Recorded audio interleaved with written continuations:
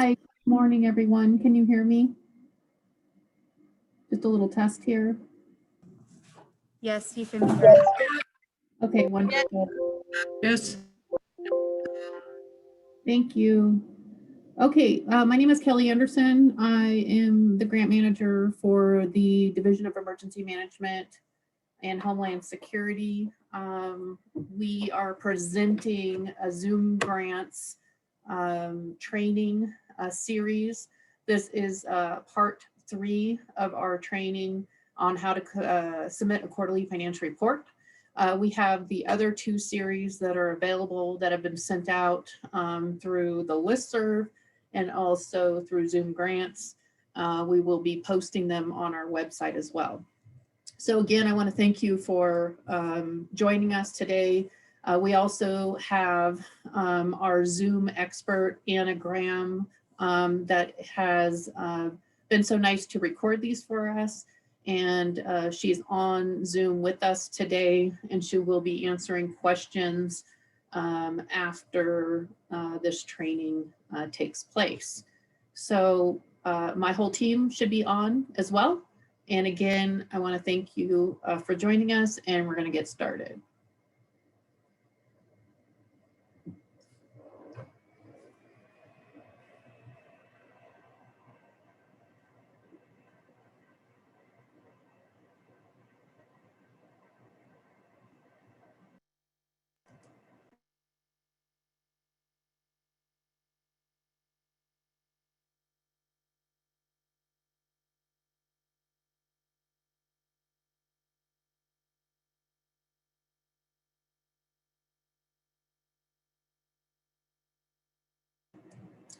Okay, well, I thought we were going to get started. Hey, Nicole, are you able to launch the training?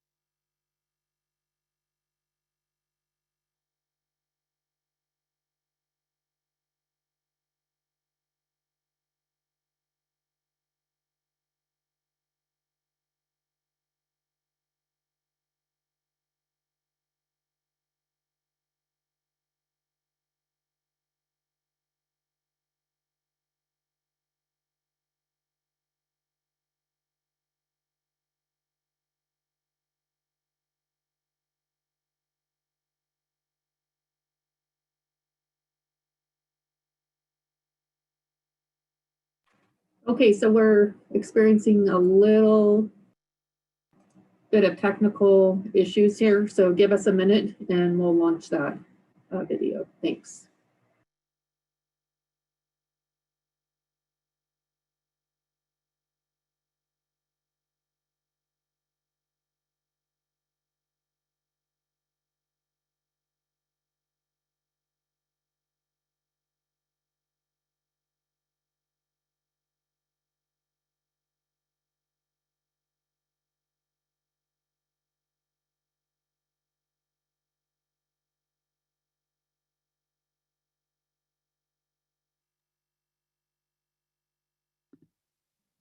Hi, thank you for joining us for part 3 of our training series. In today's meeting, we're going to focus on how to submit a quarterly financial report using Zoom grants. The first step is going to be to log into your applicant account. And just like we learned in last week's meeting, we're only going to focus on the applications that appear. Hi, thank you for joining us for part 3 of our training series. In today's meeting, we're going to focus on how to submit a quarterly financial report using Zoom grants. The first step is going to be to log into your applicant account. And just like we learned in last week's meeting, we're only going to focus on the applications that appear in this approved applications section on the right-hand side of the page. Now, to get started, you'll want to click on the title of your application or the shortcut button on the right-hand side of the page. I'll show you both versions, so we'll start out by clicking the title of the application. When you click that button, you'll be taken back to your application. And just like we learned last week, we're going to focus on this bottom row of tabs for today's meeting. We'll click on the Quarterly Financial Report tab that you see here. And this is going to bring up the screen where all of your financial information for your application will be tracked. The first thing that you'll see on this screen are any links to invoices or financial reports that have already been created and or submitted. So you'll see in this first example that's labeled 1, 2, 3, 4, 5, this financial report actually has been submitted and the status has been updated to show that it's been paid. For our example today, we're actually going to start out by creating a brand new invoice. And to do so, you'll click the button that I'm highlighting here. When you click that button, the invoice template in Zoom Grants will open up. There's a lot to cover here, but we'll start at the top. The first thing I'll point out are the live links at the top of the page. You've got some support tips here. You can email this report, save it as a PDF, or print it as needed. Moving a bit further down the page, you'll see that some information is pre-populated, but there are some boxes that will need to be filled in. The first thing I'll point out is the quarterly financial report number. Unless otherwise told by your funding organization, this number can be any number that is meaningful for your internal bookkeeping purposes. Again, unless your funding organization has requested that you number your invoices or your financial reports in a certain method, you can plug in any number that's relevant for you here. So we'll call this invoice number 100. You'll also need to plug in your name, email address, and phone number so that the person reviewing your quarterly financial report from your funding organization will know who to contact if they have questions. We'll plug in my name, an email address, and a phone number here. You'll notice also on these invoices that auto save feature is engaging, so your work is automatically captured. Moving a bit further down the page, you're going to see the instructions here in the yellow box. I do recommend reading these instructions carefully, as many of you may apply for various different programs from the same funding organization or different funding organizations that use Zoom Grants. And so it's really important to pay close attention to the detailed instructions provided on each invoice, as they may be different across different programs. The next thing I'll point out is actually something that's quite easy to miss if you're not careful. The requested amount box is over here on the right-hand side of the page. Once you plug in a number here, let's say 10,000 in this example, your requested amount is actually going to populate. If we scroll back up to the top of the page and once we refresh, your requested amount is going to automatically populate here, again, once that page is refreshed. If your funder has posed any questions directly on the financial report, you'll see those next. And similar to our applications that we've covered in Zoom Grants or the quarterly reports, you'll need to answer every single question on the quarterly financial report before you're able to submit it in Zoom Grants. Now, a bit further down the page towards the bottom, you'll also see the document request. If you attended last week's training, you'll remember that we talked about some document requests may not have this check mark in this middle column to show that they're required, simply because they may not be required across the board for everyone. However, you should always upload as much supporting documentation as you have in any of these categories that you see here. And to do so, you'll just follow the same process that we've discussed in previous videos about clicking the upload button, selecting the file from your computer, and then uploading that into your Zoom Grants account. It's often helpful to refresh the page after you've uploaded the files just to check the links are correct. Now, the last step for submitting an invoice or a quarterly financial report, in this case in Zoom Grants, is to sign the bottom here. You'll want to read over the certification text, and if you agree and adhere to that text, you can sign down here at the bottom to accept. Now, A common misconception is when you have signed the quarterly financial report here electronically at the bottom, we saw that brief flash of the savings screen, and that common misconception is that you're done and that this quarterly financial report has been submitted since you signed. But that is not the case. In fact, we're actually going to need to scroll back up to the top of the page in order to click the submit button on this report. I know it may seem somewhat counterintuitive to have the submit button at the top of the page as opposed to the bottom of the page, but we simply do that as a means for you to scroll back up one more time, double check your work. You can see that I've refreshed the page and it's populated our requested amount here. And so it just gives you one more opportunity to scroll back up and check your work. If you have decided that you don't need to submit this quarterly financial report, perhaps you need to back out of that and come back to it later, you can actually use this link to delete the report so that it doesn't show up in your queue on that page that we were on previously. If you do decide to submit this report, whenever you're ready, you'll click this Submit Quarterly Financial Report button. And again, you'll see that brief flash of the savings screen to let you know that that report has been submitted. And you can confirm that with the date stamp here. I'll also show you one more place to confirm that in just a moment. I've navigated back to our quarterly financial report tab where we were at just a moment ago.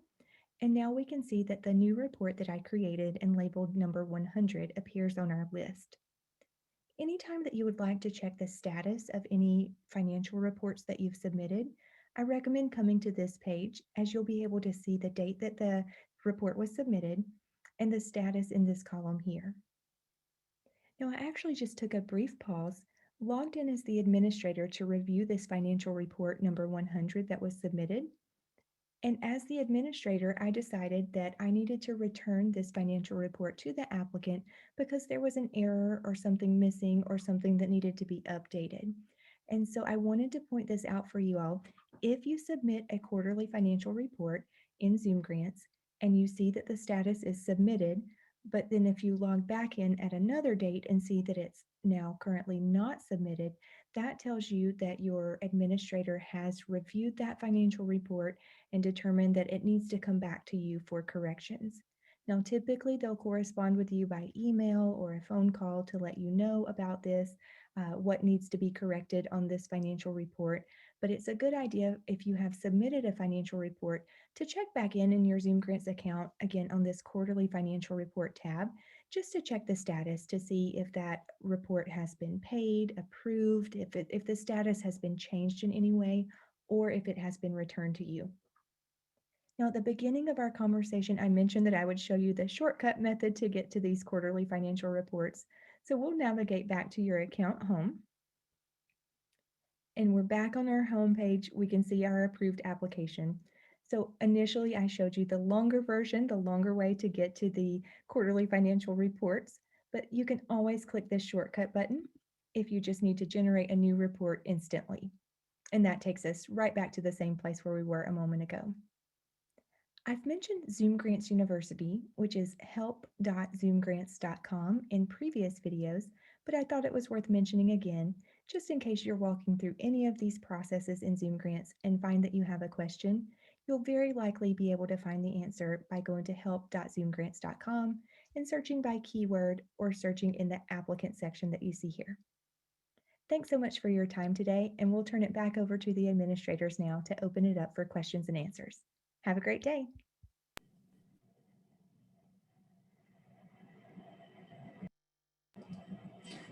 Okay, so we want to open this up for questions on Zoom Grants. And so we'll go ahead and open that up. And we have Anna on the phone or on Zoom. So go ahead, please.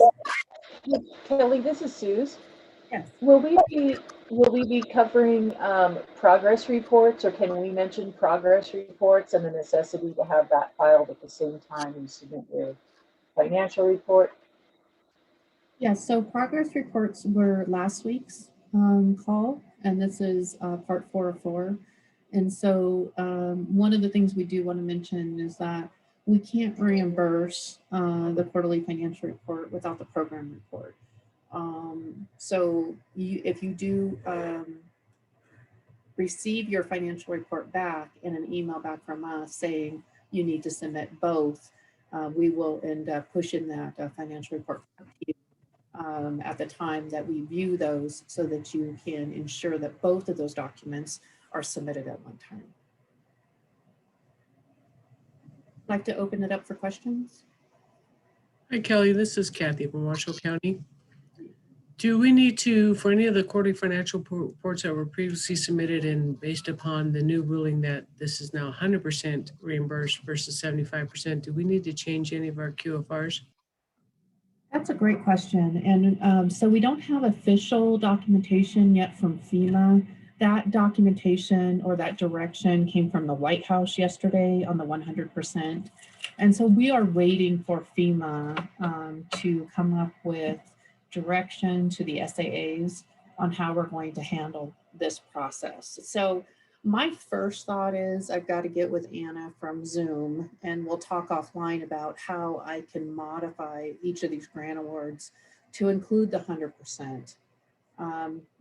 We may have to revisit those QFRs. I don't know exactly how this is going to work, so you need to kind of stand by and we'll be sending out a bulletin soon as we get that process from FEMA. It's a little challenging when the White House sends out direction, but included.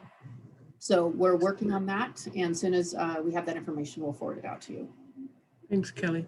Thank you. Kelly, Cindy good Truckee morning. Meadows, and actually this will kind of play off Kathy's if it's possible. When we submit our reimbursement request, do we put the 100% in there, or do we already reduce it by 75? So great question. The grant application itself includes only the federal dollars. And the reason for that is so that staff doesn't overdraw that. And so we're only able to pay you that 75%. So that's why all those grants will need to be modified to include that additional 25%. So at this time, if you want reimbursement and you need reimbursement, I would go ahead and submit it at the 75%. However, you're just know that we're working on that other 25% and we'll address that. Thank you.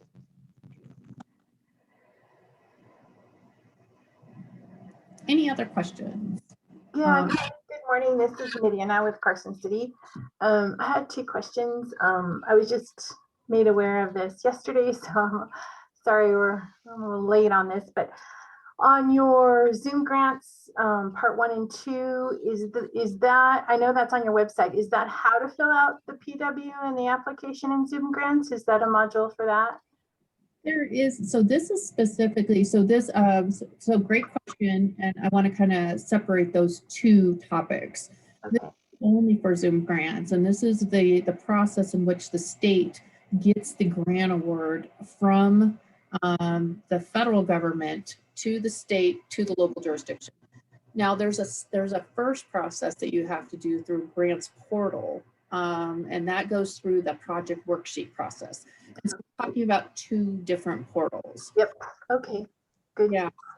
So what I'll need you to do is get with the grants staff and FEMA, and they will walk you through and give you a tutorial of the grants portal. And I've got Sue's Coyote on the line. She is the recovery officer for the state, and she will assist you with her staff to get you ready to rock and roll on that project worksheet process.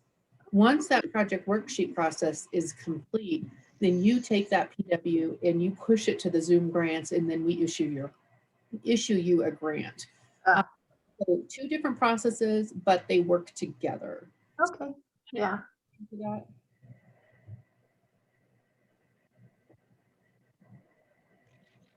Kelly, this is Karen Taylor, County. Karen, you're really garbly. I don't know what's going on. So try again if you can.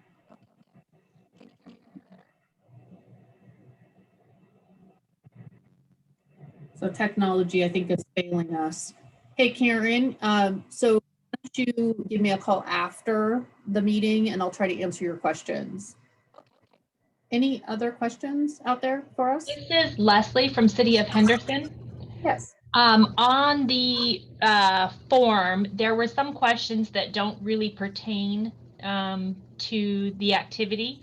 So like there was one that you had to select one of 3 check boxes and none of them pertain to my project. So I just picked one. And then some of the questions I just put NA because it didn't apply. Is that sufficient? It is. And so understanding that we're building this is like an off the shelf, but it's kind of a nice off the shelf software system. So we're building those questions on the back end. So if you find that, Leslie, that you can't really pick a question because it doesn't apply, shoot me an email or contact the disaster group, and I'll go in and add not applicable as a question. I could have overlooked that, and that makes, we had another situation as well, as I wasn't, as we're developing, we don't think of all those situations that may not apply. And so literally we need to go in and add a bubble and say not applicable. So if you let me know, shoot me an email which grant you're looking at and where it's at, I will go and add that radio button. Okay, and then when we are completing this Zoom report, are we to assume that nothing that we loaded into the federal portal is available to you? Like, are we reloading everything? Yeah, so state has its own process, which I know is a challenge. Look at this backup documentation separately, separate categories, and we vet it. So FEMA is looking at it for Code of Federal Regulation, and we're looking at it for Code of Federal Regulation, and also looking at it for Nevada Revised Statute and grant process. And so we look at it in a different way. So all that backup documentation doesn't leak from system to system. So you need to upload that backup documentation and then put it into Zoom grants. Understanding too that FEMA sometimes only reviews 10% of the backup documentation that you submitted. And so there could be questions or problems with the approved PW. And also considering that when the money comes through the state of Nevada, then once we reimburse it, we're on the hook if something is ineligible. So we have to be very careful when we push the funds back to the local jurisdictions. Okay. I have one more question. This is Midiana with Carson City. I was in a meeting yesterday with Jeannie Freeman, who's from our health department, and she's heading this up. And she had mentioned that, I'm a little confused, so maybe it was just a miscommunication. She had mentioned that there would be some funding that would be front loaded, and that we would just. But it sounds like from this conversation now, everything's a reimbursement, correct? So we only work on reimbursement. I thought. Yeah. So in that. So Kelly, this is Jeannie. Actually, that was something that came from Mark Sugar, that there was the ability for the project worksheets related to the vaccinations to be something that would be front loaded. And so if that's a confusion, then that's something we can take care of offline. Right. So that Mark Sugar is from FEMA. And so that's a process with FEMA that they might be able to front load, but the state of Nevada doesn't front load. We can talk about, we'll talk about this offline. We experience, and I just, for everyone on doing an advance, we were hit an internal audit for doing advances, and that's why we no longer do them. But let's get offline on this one and work through it. Any other questions? Yes, Cindy from Truckee Meadows Fire. Since these are recorded, where do we find, like last week's about the progress report? I was on the Zoom help.zoom grants, but Are those Yes. somewhere else? So they will be located on our DEM website. So if you Google State of Nevada, DEM, COVID-19, it'll take you right to the page. And there's a link set up with the training. And there's 4 parts. There's how to apply, how to submit a change request, how to submit a program report, and how to submit a financial report. And so the next part next week is how to submit a project change request. Thank you. Kelly, this is Leslie again with City of Henderson. Will we need to wait for a revised federal award before we make any changes regarding the 25%? So FEMA's working on that right now. My understanding, I did have a quick meeting with our representative that sits in the state EOC, and they're trying to do a fix on all project worksheets and try to figure out how they can do some back end fixes on increasing those approved PWs from 75 to 100.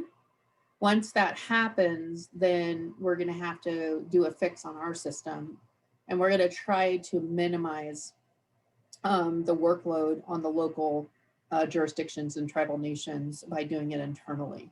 So soon as we know, we'll send out a bulletin.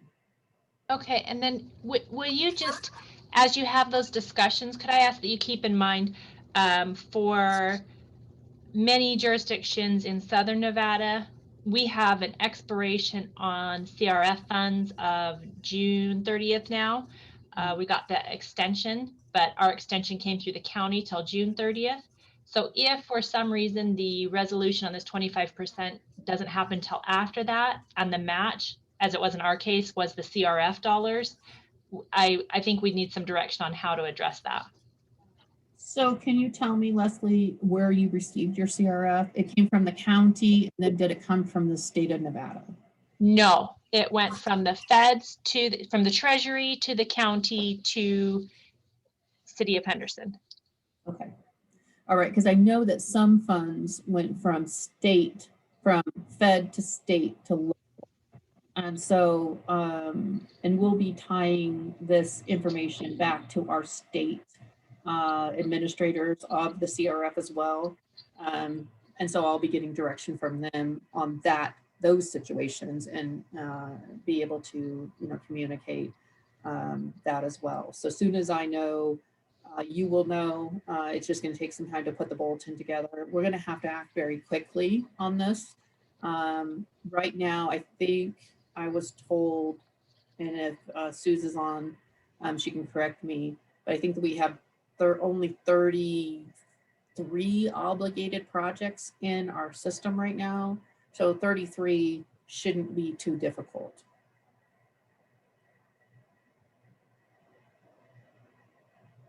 Any other questions? Hey, Kelly, this is Nicole Kelleher. I just wanted to jump in there and give a couple of quick thoughts on repeating things that I'm noticing in Zoom grants.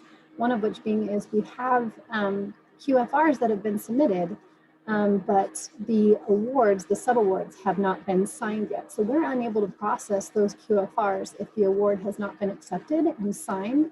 So I just want to give a friendly reminder for people to double check that. In addition, we still need to see 0 reports for periods that money wasn't spent. So hypothetically, if your award started January and your first quarter was January, February, March, and you didn't spend any money that quarter, there would need to be a 0 report in accompanying with a quarterly progress report. And then if your first expenditure started in, let's say, April, May, and June, then you would submit that quarter as quarter number 2 with your invoices and your whole QFR, and accompanying with the quarterly progress report, just to give those examples out there of some things I'm noticing. Right, and that's a great point. So if you go into the quarterly financial report or the program report and it looks weird to you, there's something off, there's not a lot of questions to answer, it is because you're not seeing the whole view of the system, because you have not accepted your grant award.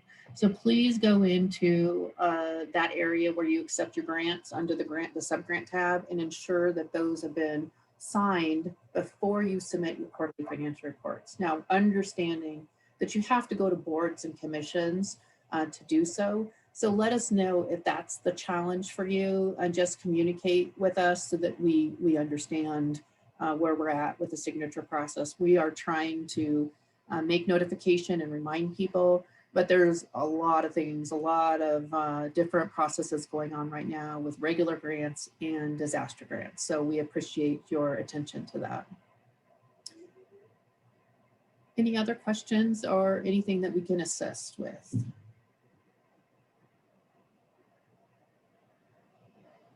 So I wanted to put out a reminder that we're also having a recovery call at 2 o'clock today.